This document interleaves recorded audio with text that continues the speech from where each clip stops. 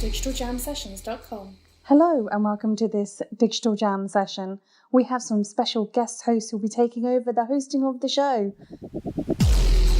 digitaljamsessions.com. Hi, this is Oscar Clark. This is the Digital Jam podcast, live again from sunny Brighton during the Develop conference. We are very thankful to our hosts, Make Real, who have been putting us up for this show. So we now have in a room a new bunch of people, and we're going to talk about some cool things. Let's start off by getting each of you to introduce yourselves. So, do you want to introduce yourself? I am Simon Sparks. I'm the founder and CEO of Deadhead, and we make films and games all at the same time. So one set production assets, we make film and a game. Cool. I'm Sophie Dixon. I'm an artist and co-founder of Nemesis, a company where we're working to combine cultural heritage and mixed reality. I'm Niall Taylor. I'm the lead game designer at Drawing Codes. We're a company who make augmented reality toys and games, physical toys and games for kids and museums and cultural spaces. Hello, I'm Mafjay Alvarez. I'm director of Root Interactive and I'm also digital artist and user experience designer. And I'm currently working with different museums and artists to create virtual reality experiences based around cultural and moral issues. Cultural morals, that's good stuff to me. So what we're going to try and do is just sort of explore this juxtaposition of the real world and the virtual, and each of you have a slightly different take on it. So let's start again, just for convenience, Simon. You're filmmaking and you're making games. That sounds like two jobs, and you're doing it at the same time. Yes. How on earth does that work? Well, the game side of it isn't particularly complicated, so that helps. So we're not having to deal with complex AI, physics engines or anything like that. It's all comes down to storytelling. So we kind of see ourselves as kind of technology agnostic storytellers. So the reason why we use film footage more than anything is because just performance of actors. We just feel like the performance of an actor, you can convey so much more subtlety and emotions and grown-up storytelling than you can with a CG character. That's just our stance on it. That's just what we kind of like. So for the audience, so paint a picture. So how do we play a game in this context? So the easiest way to describe kind of a typical game of ours, or what kind of we are, would be a live action Telltale game. So this is very, the quick time events, and we're looking to try and, well, we have done behind the scenes, unfortunately not yet out in public, is blending the lines between game design and driving a plot forward, and so blending lines between gameplay loops and character arcs and story arcs. And so games tend to be quite repetitive, story arcs, they're arcs, they move along, so how do you get the best of both? So makes sense. So Sophie, in terms of your world, how are you kind of bringing the real world and the virtual together? So I'm using HoloLens, using mixed reality, and I started off working a lot with photogrammetry, so sort of taking real objects, digitising them, turning them into virtual objects, and then putting them back into the real world using mixed reality. And more recently I've been looking at motion capture, so using motion capture to animate people, again in mixed reality.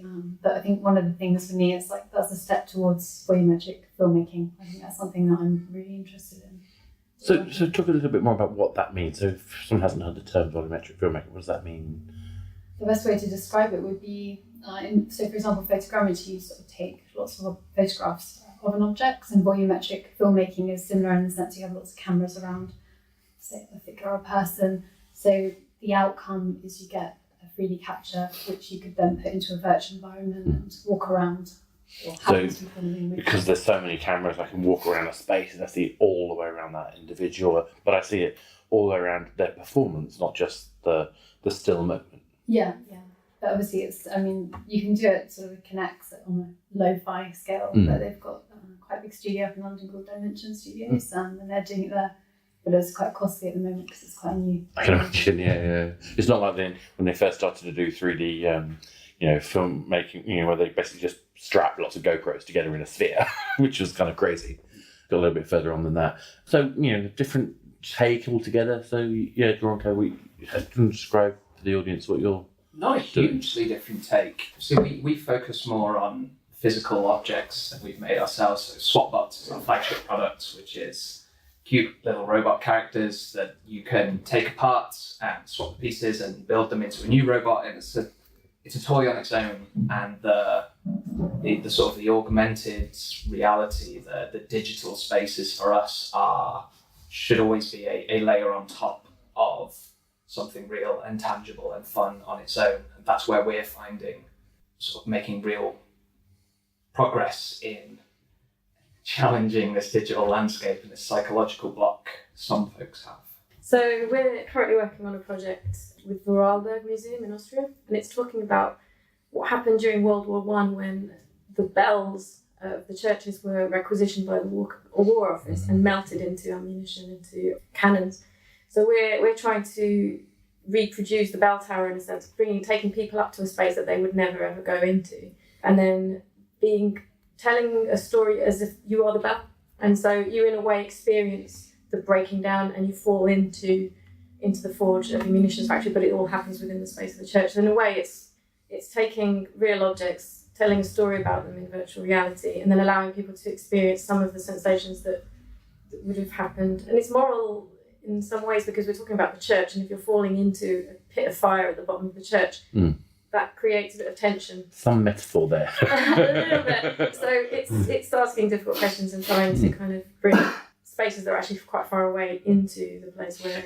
But it sounds like it's focusing on the kind of these real things, these real principles, these real objects, but then trying to find a way to allow you to experience what that is. I think so, and it's sort of taking a different voice, and it's saying what was the role of an object, like what did it do? And in this case, the bell was the voice of the people, and when it was taken away from the people, it got turned into the weapon that annihilated the people. And I think the war affected everyone. It's not often the side of it we hear what happened at the home front when the village didn't have an avalanche warning, for instance, or there was no mechanism to help people.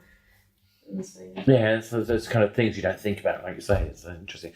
So let's think about the challenges of this kind of idea of bringing reality and digital together. So again, back to the sort of games front a bit. What are the challenges you guys face in terms of making that experience work? I mean, for example, a lot of games are all about autonomy. And, like you say, with the Telltale Stop-Start formula, we have that sense of control, but it's only in kind of moments in the sort of quick time part of that process. Yeah, yes. But I think that the world of games is so big and so vast that there is room for everyone to play and experience things in different ways. And sometimes as a consumer or I play a game and I just don't want to be stressed. I actually just want it to be quite easy, and I quite like, and I'm interested in the story. I naturally lean towards that anyway. And other times I go, yes, I want to fly around with a robot car and try and get a ball in a giant goal. There's no story to that. It's just pure fun. It's just, So there's a story of the team. There's a story of the session. It's abstract, but it's a kind of story. What do you mean, sir? In the kind of Rocket League kind of thing, we have just like a football match has a narrative to it to a certain extent. Yeah, but that's not what you go there for. You just kind of go, it happens. So kind of a narrative or a story happens out of it, because of you having fun. And people will go, do you remember when I was oh God, it was amazing. And yes, that's the story of it. Whereas this is predetermined, and so there's a substitute between it. But is there variation? So in terms of that story, are there choices? Are there scopes? So the way that we are addressing it is that I suppose it depends on where the execution is. So the behaviours and the expectations of people on mobile compared to PC, compared to console, compared to a Netflix viewer are very, very different. So, being able to make things for those. So, for instance, Netflix have trialed, and quite successfully, a very binary choose your own adventure kind of stuff. So it's done really well on there, and they're promoting it more and more and more. Binary choose your own adventure stuff doesn't particularly do well in games, or has done previously, or there is a game called Late Shift, and it kind of negated the argument. It just went, there is no gameplay. It's just you just pick this and this, and you had a sense of agency, and it was good. So I suppose that's what it comes down to, is kind of like, where's the sense of agency, and do players feel empowered, or are they just sitting and watching, and would it just be better executed just as a movie? Yeah. So the way that we see it is like, well, how do you impact character? So it's not about impacting the story, it's about the choices that you make and how that impacts the character. So how, and about you leaving the player with a sense of kind of like, are you happy with the way that happened? Are you happy with the way that this felt? So there's not necessarily a right or wrong. It's not that you do something and then kind of you failed and then you've got to start the level again or get to a checkpoint and do that. It's more, the story's going to carry on and you've made that choice and it's going to happen. So. And it can evolve from there. Yeah. So, obviously you'll have different challenges. This whole volumetric filmmaking sounds fascinating. But what challenges specifically kind of does that mean to you? Well, I wouldn't. Do you mean sort of with the mixed reality stuff? Yeah. So the whole idea of taking this whole mixed reality experience, and what are the sort of balancing factors that you have to think about? In terms of story, or in terms of like technical. However you prefer to take it, but I was thinking your story particularly, but more generally is interesting too. Yeah, well, I think see, it's mixed reality. You've got to take the real into account. So it's very interesting what you're doing with actually sort of building upon the real and putting that into the virtual side of things. So technicality wise, some of the things that I'm sort of find challenging at the moment, particularly like the capacity of these headsets, for example. So my background's in film. As a visual artist, I want things to look beautiful. And actually, I think very often if you are using something that has a narrow field of view, it's quite heavy. It is quite difficult to actually achieve what it is that you set out to do. I imagine you focus quite a lot on the fact that you've got this field of view and this opportunity. I mean, for example, how when you're doing a mixed reality and you've got an object and you've got some virtual element on it, is it easy to focus someone's attention to look at it, or is the point that you want them to explore? I think it's quite difficult to get people's attention. I mean, obviously sound is usually quite a good way of getting people to look at certain things. And for example, with the headset I'm using at the moment, the sound's not that great, especially if you're, I was demoing a project that I'm working on at the moment, which is putting sort of holographic people in a room and actually showing how they're using museum objects, photogrammetry museum objects. And I was showing that and did some user testing last week in London. And actually I did find that in a noisy room, people don't necessarily hear the sound, they don't necessarily know where to look. And if the field of view is very narrow, it's like how exactly should you guide their attention through something?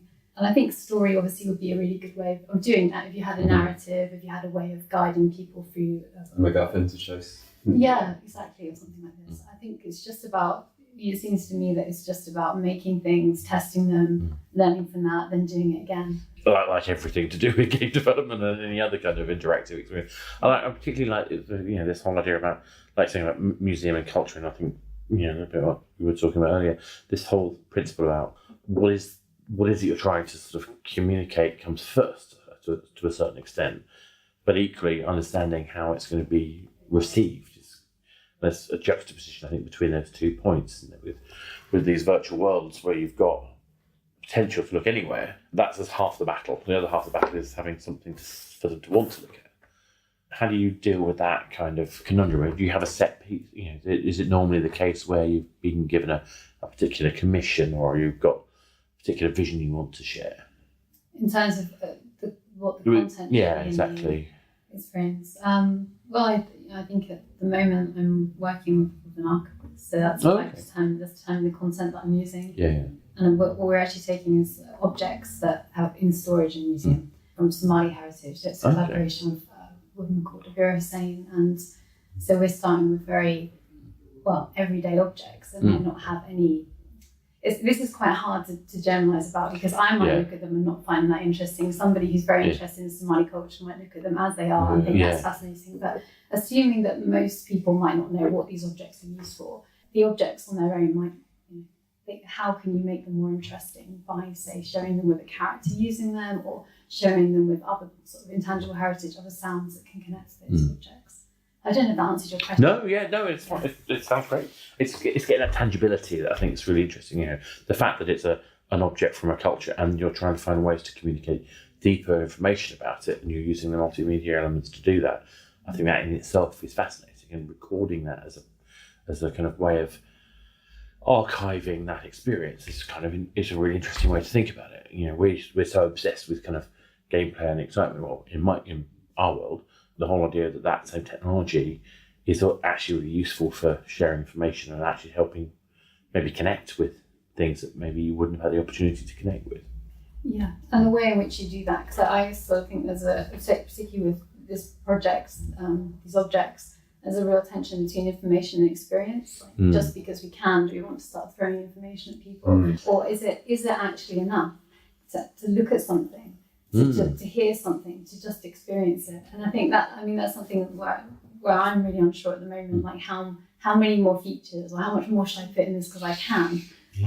I did a piece of work a year ago, again using mixed reality, and it had, at the end of the project, it had sound, it had video, and it had objects. And it was almost too much. And I found that people were often looking at the objects more than video. Well, they actually just weren't seeing the things that I thought they would to help me tell a story. So, Tanya, the usual host, has this common phrase, just because we can doesn't mean we should.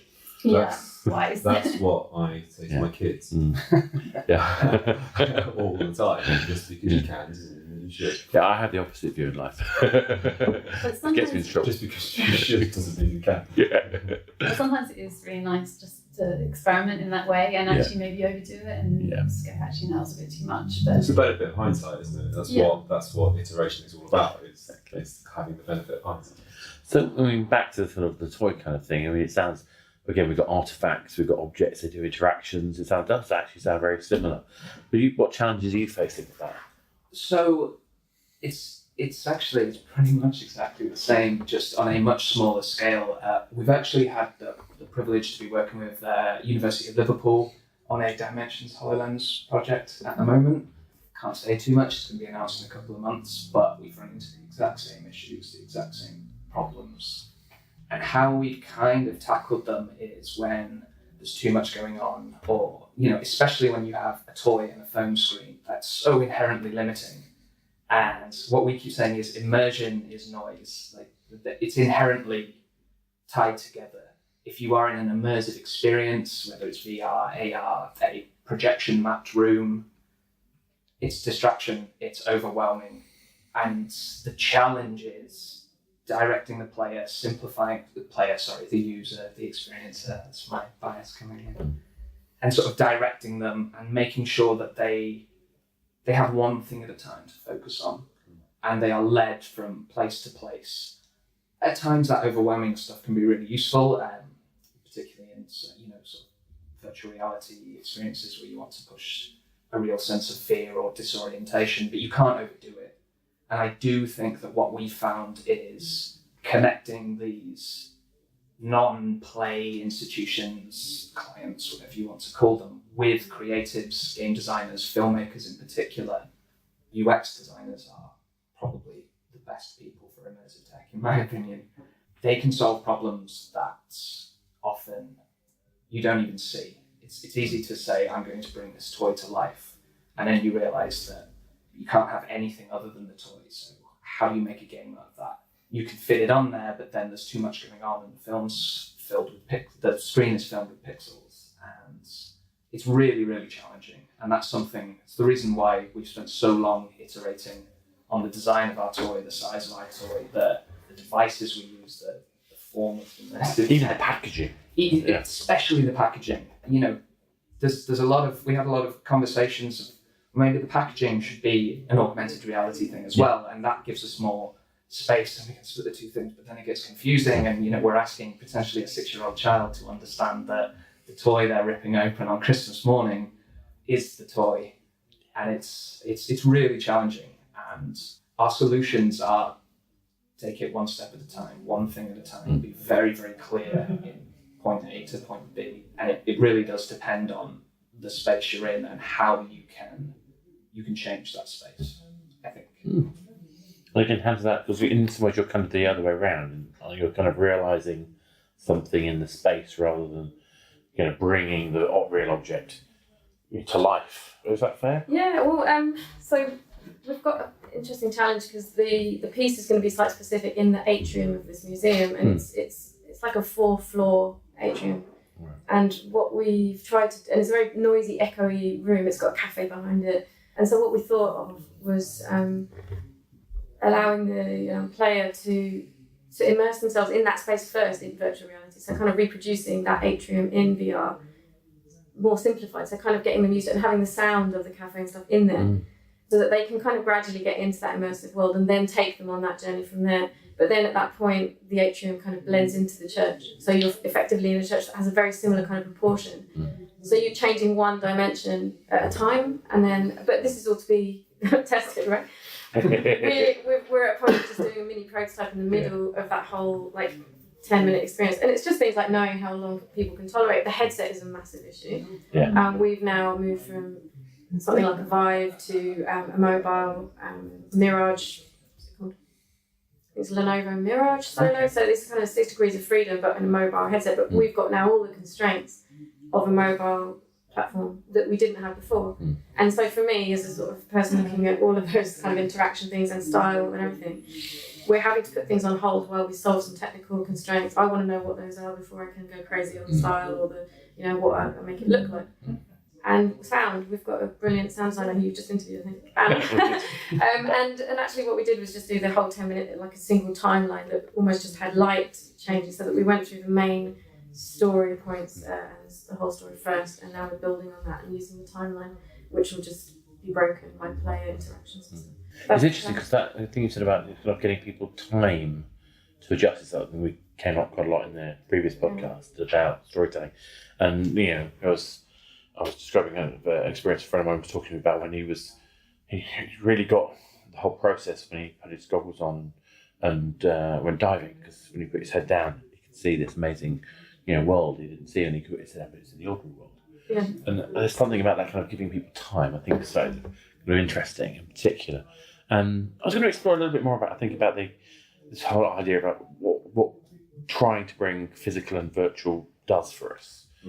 So why is that a good thing to try, and is there something inherent about realism, about tangibility, that transforms the kind of experience we can make? What do you think? Yeah, it does. I mean, you just have to look at the film industry, like the history of it. In the very first film, people jumping out of their seats thinking the train's going to hit them and stuff like that, and then kind of people were just obsessed with fidelity and clarity, and just things becoming more and more real. Same games, more and more real. I remember as a kid just being like, oh my god, and having that kind of not actual gameplay footage, and you're like, oh, and then there's now games that kind of we went actual gameplay footage. And so there is something really cool about it. I do question it sometimes and just think, what's the point? What is the point? What's the point in my job? No, what's the point? So it's things like frame rates and people kind of IMAX cameras and stuff like that. What's the point? 25 frames per second on the DLSR, which is quite pretty. Blackmagic's quite pretty. Get nice footage out. But you just. Why not? It's just human nature. Why do you have to put a man on the moon? Because the ambition created all sorts of problems that were solved, and I think that's it. It's just kind of that's not been done before. That's really cool. So just give it a go and see what happens. Not everything always works, but you give it a go. But you know about what's possible. Yeah. What about for yourself, Sophie? Is that real? Bring the real into the virtual. Had a profound effect on people's ability to connect with these artifacts that you're effectively archiving? Yeah, I mean, I hope that it would have I think, profound. If it had a profound effect, that'd be great. I think it certainly does. There's something really quite amazing, I think, about actually seeing in your real space, seeing these, not just these objects, but actually seeing virtual people and actually inhabiting the space with you. I mean, like I said, my background's in film, and I love cinema. I love the immersion of cinema, and I haven't found anything that beats it. But it is just so different to go to cinema and sit, or actually to create something, like a story, a film that you can walk around inside, for example. And it's I'm not quite sure where it's going or how authentic that experience will be. But I think we will keep testing and experimenting. I don't think you'll ever replace it. You won't. It's not about replacing. It's just about kind of adding to it. It's adding to it. And I think we're just on this note of just realism. I I think that there's like another point that we're so voyeuristic. We're obsessed with real. We're obsessed with real cat. Like Twitter kind of suddenly went, oh my god, I can talk to Ashton Kutcher. Like, you know, I can be his friend, and it's just kind of we're obsessed with kind of connecting kind of like with real people and you know, reality TV, seeing real people do real things. I hate it. I don't like it as a format, but apparently people love Love Island and love stuff like that. You know, they like all that. So it's just people like the real. Yeah, no, I can definitely connect with that. I worked on, I was working around networks at the time of the first Big Brother, and actually held a party at the Big Brother house. Yeah. And it was amazing, like, to be able to be part of that. Yeah, that was just amazing. The first 3 series of Big Brother, you were like, oh my god, this is genuine people. Just do that, and you don't know what's going to happen next. Especially when Nasty Nick left, which was the first moment when the internet audience was bigger. Well, but it was the first moment when the internet audience was bigger than the TV audience. Yeah. Which is an amazing thing. Yeah. So again, back to the sort of physical and real, you know, and does that have a profound effect? Is that? It has. So I get to work primarily with kids, which is like tons of fun. You never know where they're going to go, what they're going to say, what they're going to want. It's really fun. I struggle with the term realism because they don't care. No. They want Toy Story. They want their toy to come to life. And now technology, we can make that happen. And that, a lot of them won't touch the game. It's like, oh, now you can battle your friends, or that kind of thing. Yeah, no, but I'm in Toy Story. Like, it's cool. This is enough. And even when you take the augmented, the iPad or let's say the HoloLens or the Magic Leap or whatever it might be, away, that toy came to life. And they have a personal relationship with that toy now. And you do find the first swap bot the kids scan, that's theirs. They don't. The other ones are cool and they're fine and they'll swap them in, but that's mine. And that is the line. That's my first swap bot. And they don't think about realism because it's not real, it's magic. Toys don't come to life, but every kid wants theirs too. And just like breaking down that barrier and letting that happen a little bit, that's really special. And I think that's what's keeping me driving forwards in this sort of industry. Kids just don't care about acronyms or kind of like labels of anything. Just like, I don't care, just content, whatever it is, just give it to me now. Is it good?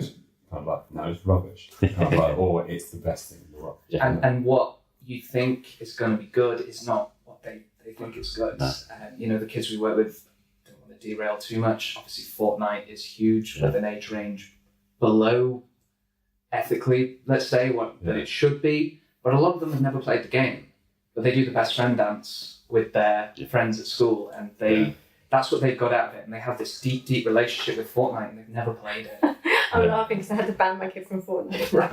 Like it was having some weird side effects in his life. You know, I go and I visit my baby sister. She's 6, and she's literally got her first video game console. She's got a Switch. She plays Mario Kart. She's not allowed to play anything else, but she does the dances from Fortnite because everyone does them.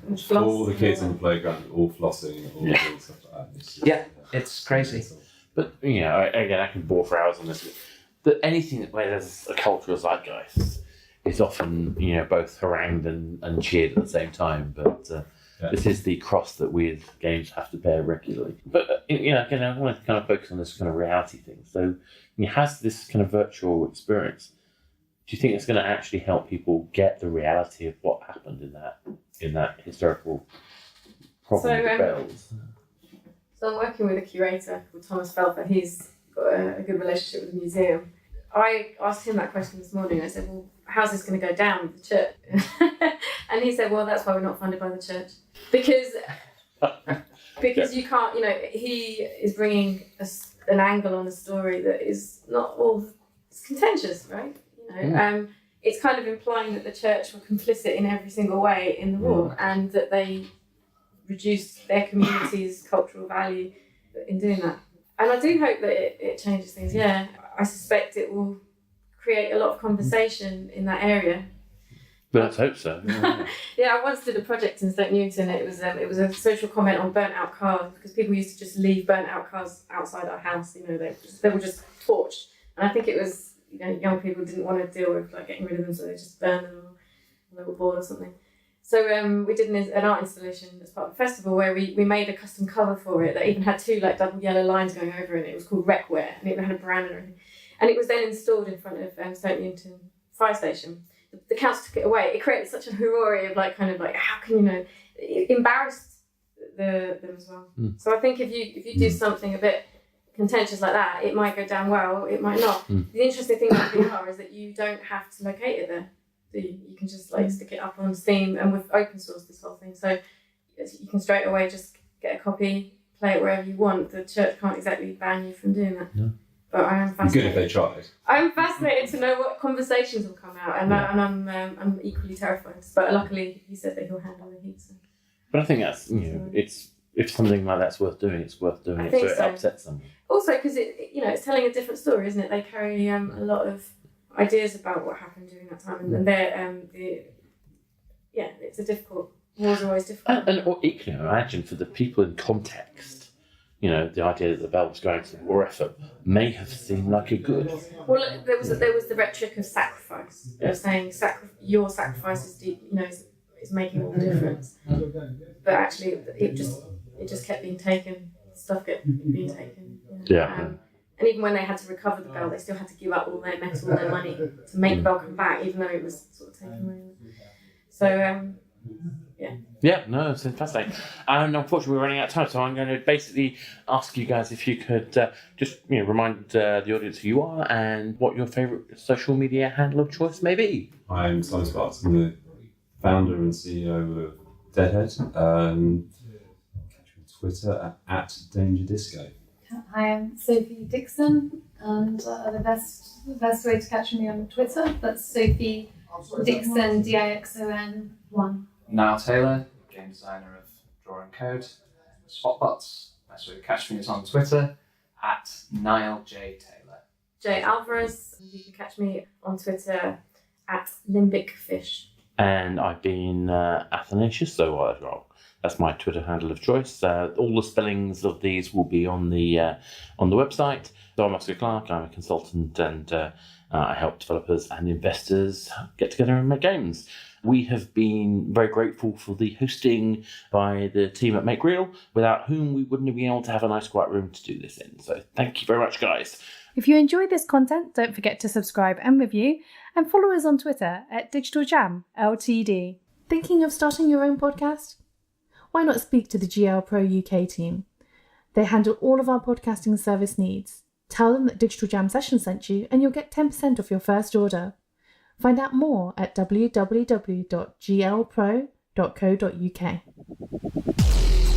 digitaljamsessions.com